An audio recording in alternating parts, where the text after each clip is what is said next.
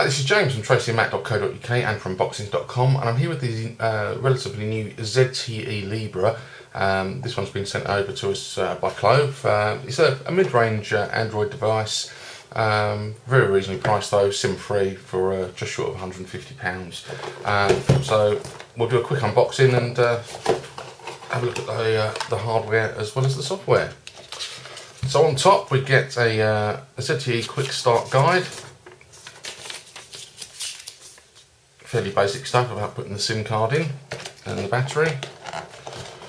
We then have the warranty card.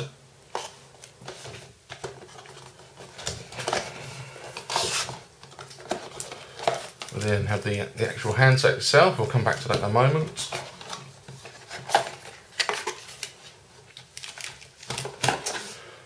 We have a 3-pin plug, and that's got a USB port on one end of it. That obviously couples with the sync charge cable, like so. And obviously the sync charge cable is USB to micro USB. We have a set of headphones.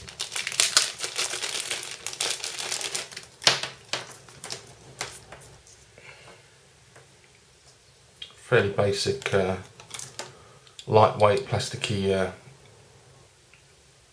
in-ear headphones. Obviously the ZTE supports a 3.5mm jack, and we have an inline, I can never remember what this thing's called. Clicky thing I like to call them, but it's not a clicky thing. And then finally we get the battery. So let's stick those bits and bobs back in the box, and we'll concentrate on the device itself.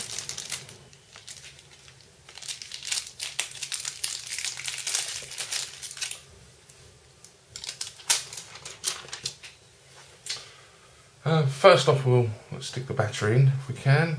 Let's figure out how to do this. Nice and easy. So as you can see there, micro SD card sits beside the SIM card slot. Batteries are 1250 mAh, so a reasonable size for a device of this size. It's the Libra's got a 3.5-inch screen. So let's just have a very quick look around the device. Zoom in a wee bit for this one.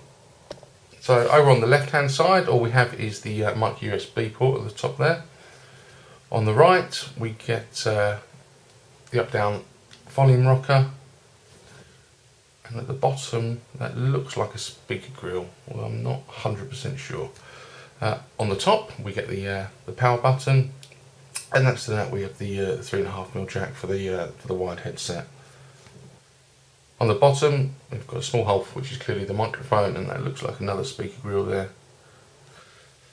Over on the back we have the camera lens. That's a 5-megapixel camera. There's no flash on the Libra, and over on the front it's a typical looking Android device with a speaker grill at the top.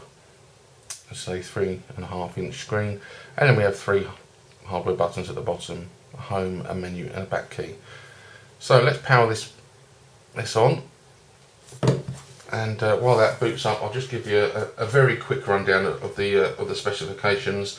Dimensions wise, we're looking at 114mm by 56 by 11.8. The Libra is out of the box. It's running Android 2.2 Froyo, powered by a 600 MHz processor, so not the biggest, but this is not a top-end device.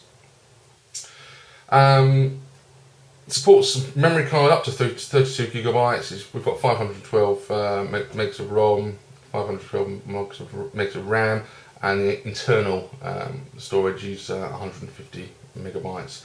Screen resolution is 480 by 800. We get all the usual stuff: GPS, Bluetooth, Wi-Fi, as you would expect. So let's have a quick look at the software.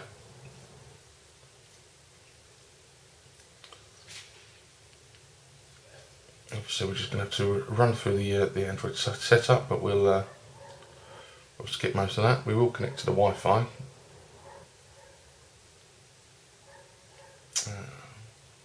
Just put my password in, 1 second.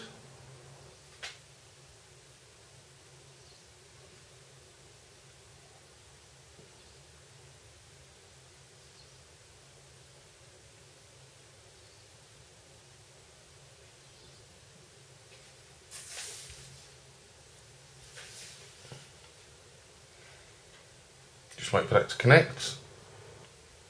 And there we go. Okay, I'm not going to bother signing into Google just yet. Oh, what's going on here? I think it... Oh, there we go, skip.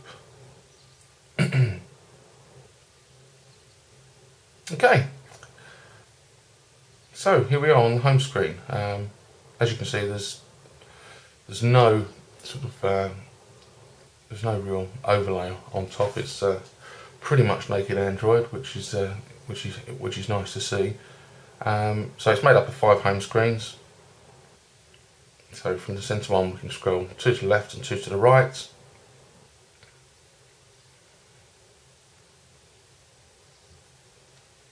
As you would expect, a long hold of the screen allows us to add shortcuts and widgets, that sort of thing.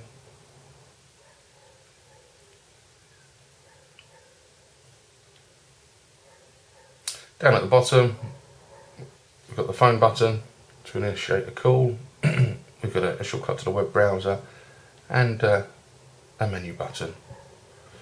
So let's have a quick run through and see what we get on the device. We've got the alarm, we have the browser, so we'll have a quick look at the browser, as it's one of the key features on any phone these days.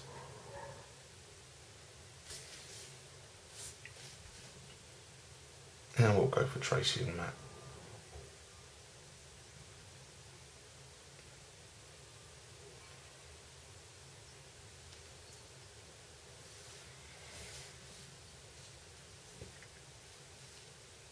Oops, wrong one.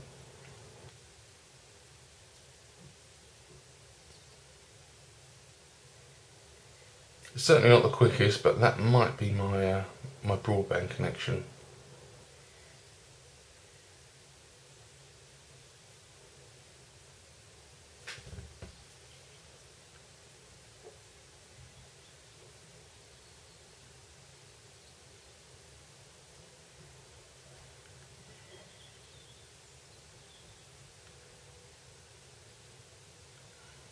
Okay, we got there in the end, sort of. Okay, so obviously zooming is done by a double tap, or we can pinch the zoom,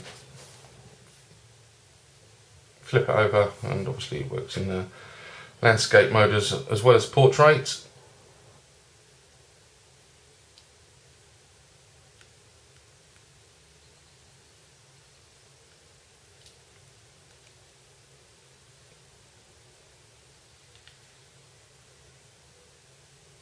We do have some zoom keys at the bottom right hand side of the screen as well if you want to use those.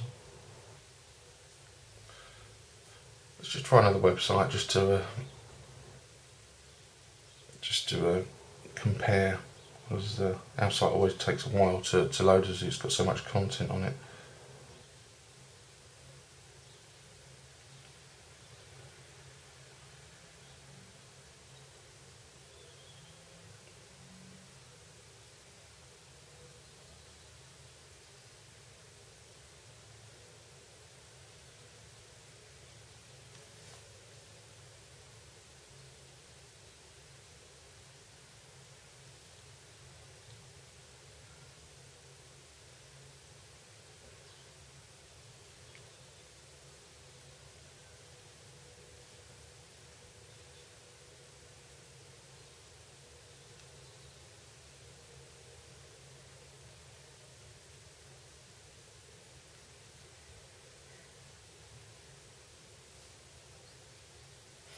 Well, that's not much better, to be honest with you, which is a bit of a shame, but as I say, that might be the broadband connection, but obviously we'll when we do the full review we'll be able to comment on that further.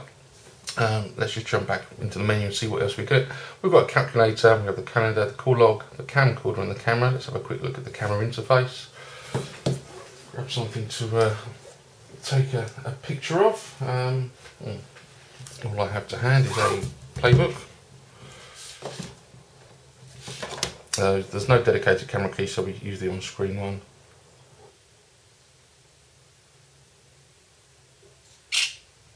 It's got autofocus, which is good enough. We have some options on the left-hand side of the screen to change some of the settings, which is quite nice. And up at the top right-hand side of the screen, we can flip between the camera and the video camera. Not too bad. Seems to take the photos reasonably quickly. We've then got contacts. We've got the dialer, email filter. We have an FM radio built in. Gallery. Let's just see if there's any sample pictures on here. No, there's not. But it's as you would expect with any other Android 2.2 device. Gmail, Google search. We have latitude, maps. We have the Android market preloaded. Oops. Messages, music, navigation, news and weather. We'll have a quick look at that one.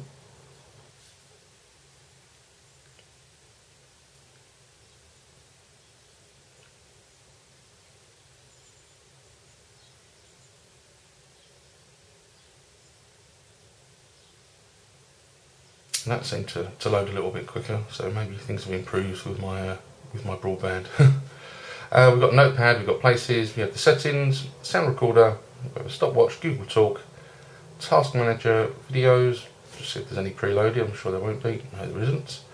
Voice search, and we have the YouTube application. Let's just have a quick look at a sample video.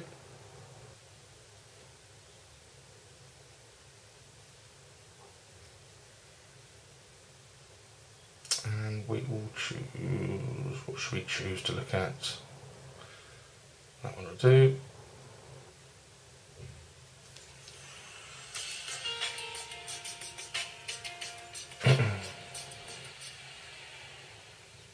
Hi, it's James from Tracing that. Okay, look, we're going to take a quick look at.